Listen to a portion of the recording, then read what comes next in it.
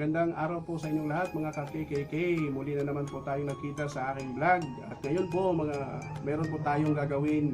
Magluluto muli tayo ng alimasag po. Ito po pala yung alimasag na sinabi ko sa inyo. Po, alam niyo po ba kung magkano ang kilo nito? Ito po ay only 200 pesos. Ayan po ha. Tingnan nyo naman po. No? Ang lalaki naman ito, di ba? Ano ito ay 6? Isa, dalawa, tatlo, apat, lima. 6 na piraso and 200 pesos po. So, pag ito ay binili nyo sa palengke mga ka-KKK, alam nyo ba kung magkano ang presyo ko? Siguro, kansyado po, mga almost 300 o 300 pesos yung kilo. Kasi ito po ay naiiba sa ibang crabs. Ito yung tinatawag nila na blue crabs. Ito. Yan po. So ngayon, lutuin natin ito sa pamamagitan po ng lutong bahay. Lutong bahay po ni Raczul or yes po, lutong bahay po ang ating gagawin nito. So yung ingredients po nito ay katang-isip ko lamang po. At ngayon, nagkaroon po ng katotohanan kasi andito na siya. So gumawa ko ng ingredients. Ibig sabihin po, sariling ingredients ko po ito. Hindi ko pwede kunopya sa alinman pong YouTube. Po, ito po ay sariling recipe ko po. Ang gagawin ko po dito ay gagawin ko siyang paanghang, alimasag na maanghang. Po. So parang ano siya, hot and spicy alimasag yung gagawin natin. So kung paano ito lulutuin, makikita niyo mamaya.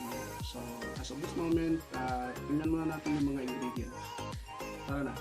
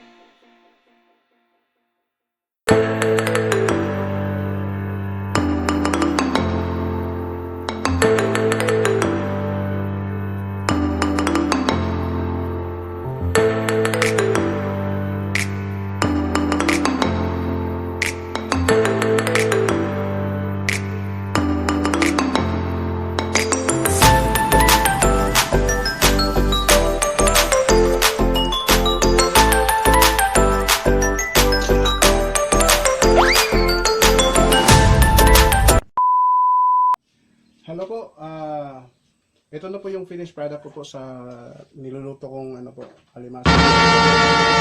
So ito po yung tinatawag natin na itong finished product na ito o yung luto na crab ay tinatawag ko po itong sweet, hot, and spicy crabs o alimasag. Yan po yung description ko po sa aking niluto na alimasag. Sana po ay kapulutan po ninyo ng konting kaalaman kung paano po magluto ng lutong bahay na sweet, hot, and spicy crabs. Okay po. So hanggang sa muli po nating pagkikita. At sana po ay huwag kalimutan, stay at home, be safe, and God bless everyone. Thank you po sa pagsubaybay and kain na!